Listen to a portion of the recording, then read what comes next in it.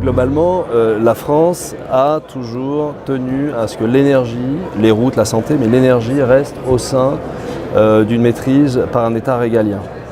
Donc dans cette architecture-là, dans ce marché politique-là, les énergies renouvelables, et en particulier le solaire, rencontrent un autre marché bien structuré, bien organisé. C'est lequel? C'est le monde agricole. Et là, il faut réussir cette articulation où on va essayer de faire basculer une partie de cette production organisée par l'État, administrée par l'État, vers d'autres formes plus décentralisées. Et là, je dis, qui de mieux que les agriculteurs et leur organisation pour dire il y a un défi majeur qui est de passer d'une grosse partie de notre production électrique, on va le dire, du nucléaire au solaire, si ce n'est par ces agriculteurs, ces acteurs-là qui ont besoin de revenus, qui ont le foncier, qui savent s'organiser et qui ont inventé quelque part le monde coopératif. Il faut à tout prix qu'on se fédère, et on l'est au sein des chambres d'agriculture, pour aider nos agriculteurs à avancer. C'est pour ça qu'on a un service, et notamment à la chambre d'agriculture, mais également en Auvergne-Rhône-Alpes, où on peut les aider à imaginer leur production, à comprendre leurs besoins pour l'autoconsommation, pour la production, pour qu'ils puissent s'accaparer eux-mêmes leur production et que ça devienne une production à part entière de l'exploitation. Mais c'est une solution également pour l'agriculture, pour pérenniser nos exploitations, apporter un revenu supplémentaire à une activité qui est souvent complexe et malheureusement assez peu rémunérée et qui permettra à des agriculteurs d'être encore là demain. Nous, en tant que promoteurs, on fait de plus en plus de solaire qui accompagne nos promotions. En tant qu'entrepreneur, on équipe tout ce qu'on peut avec du solaire, à tel point qu'on a une grande ferme solaire qu'on va construire autour de l'entreprise. On voit qu'il y a une prise de conscience puisque dans les villages de l'Ardèche, il y a de plus en plus de petits projets. L'intérêt, c'est que les citoyens prennent leur destin en main.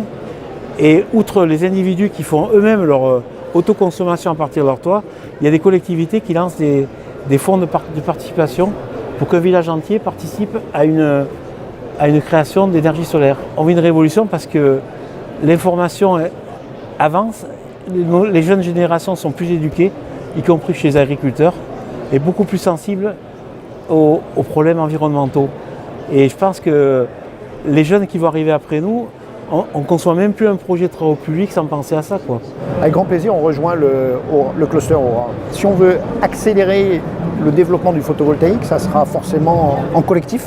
Et pour le coup, le business en collectif ou le développement d'affaires en collectif, je pense que c'est une belle marque de fabrique lyonnaise. C'est la preuve que l'on démontre de la nécessité d'une ouverture, d'un travail commun de grands groupes, et en tête Eiffage Energy System, avec des entreprises de taille moyenne, mais également des start-up, les fonds d'investissement qui sont actifs dans le domaine, tout ceci pour pouvoir faire les propositions les plus adéquates à la puissance publique et l'accompagner dans la mission qu'elle s'est elle-même fixée et qui est extrêmement ambitieuse. S'assurer que les retombées à l'échelle de la région, pour les gens qui y vivent, pour les gens qui y travaillent, soient réelles.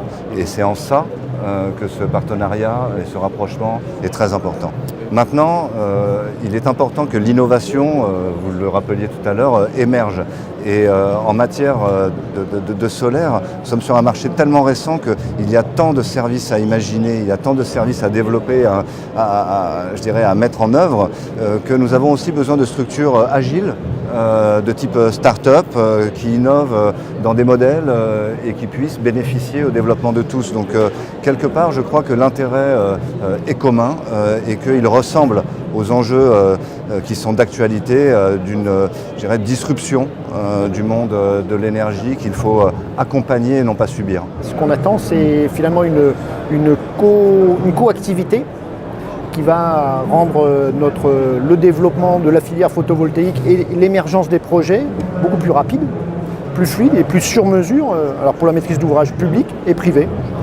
Donc c'est un accélérateur, je pense, d'innovation, un accélérateur de développement commercial et pour le bien de tous, et en premier lieu de la région. Et comme le disait Olivier Malaval et le président, on n'y arrivera pas seul et on a vraiment besoin de co-construire avec les différents acteurs du milieu industriel et du milieu photovoltaïque pour arriver à une solution fiable et à haut rendement au service de la collectivité et des privés.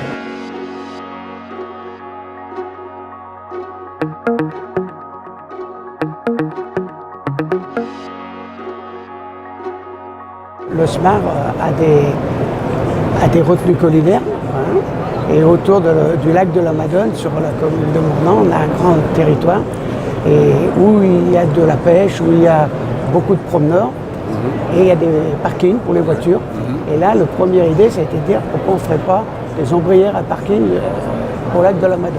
Il est réalisé, il doit se mettre, on doit rebrancher le vent d'électricité cette semaine-là. Et donc on a imaginé un deuxième projet photovoltaïque avec des panneaux flottants sur ce lac. Comme on a des partenariats avec d'autres entreprises, en discutant avec eux, on s'est dit ben, ça les a intéressés. Donc nous, on leur loue une partie du lac, d'à peu près de 3000 mètres, et eux sont en train de commencer à installer des panneaux solaires flottants sur le lac. Mais de toute façon, on est convaincus que les énergies renouvelables, on ne les fera pas au milieu de la ville ou très peu, que c'est quand même dans le milieu rural qu'on va les faire. Et la périphérie de Lyon est géniale pour ça.